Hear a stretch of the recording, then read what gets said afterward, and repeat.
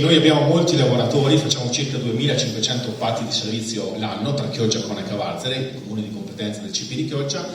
e talvolta noi abbiamo molto spesso davanti il lavoratore. Ci siamo accorti che dovevamo fare il viaggio a ritroso del salmone, cioè non partire dal lavoratore ma cercare di partire da quella che è l'esigenza aziendale. L'esigenza aziendale, in particolare per l'imminente stagione estiva, capire cosa serve all'azienda e cominciare a salire il fiume. Dall'azienda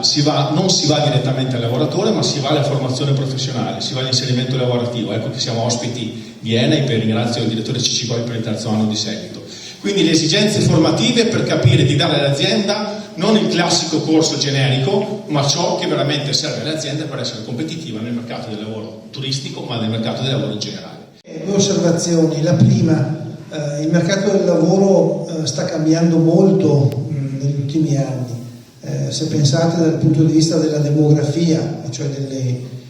del motore che regge una regione, nel 2030 avremo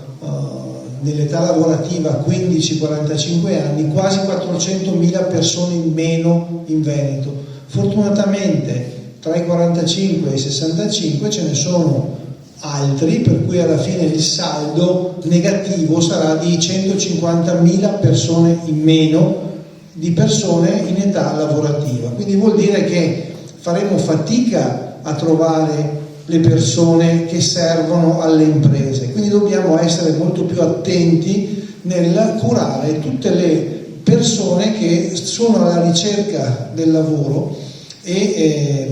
che quindi possono rivolgersi al centro per l'impiego e a tutte le strutture accreditate che possono fornire servizi.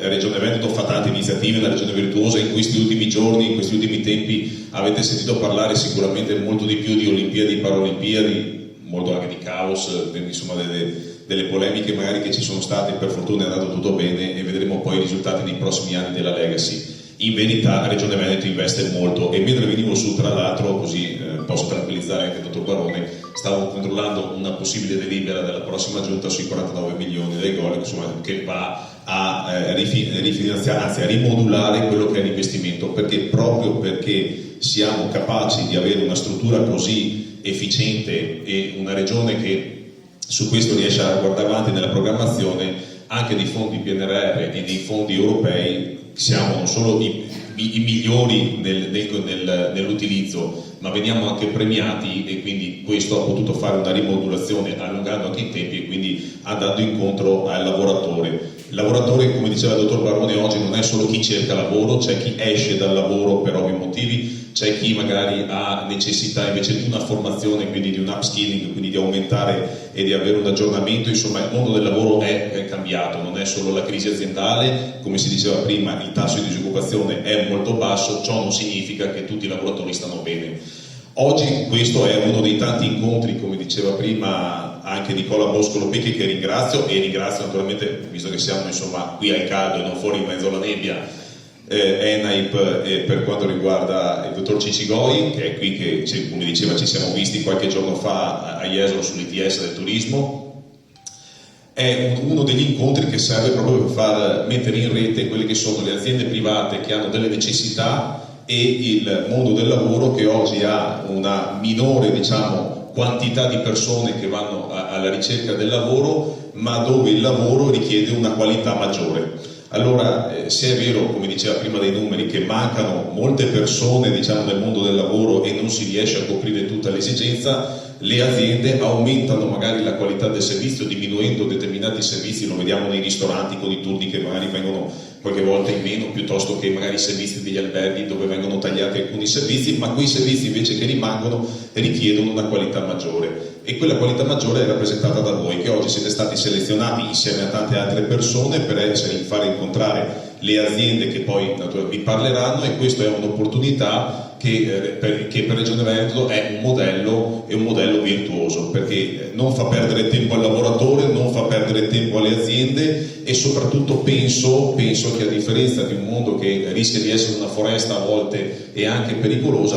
qua invece siete sotto una forma di garanzia, perché le aziende come i lavoratori che vengono insomma selezionati, diciamo, hanno permettetemi un termine, una supervisione che è fatta appunto da persone che studiano il mondo del lavoro quotidianamente, studiano le persone, le necessità del mondo del lavoro e che quindi mettono in rete questo. Ecco, io credo che questo sia l'eccellenza quando parliamo di tante eccellenze del Veneto, e naturalmente cerchiamo sempre di performarci, e quindi anche da qui, dalle vostre magari critiche o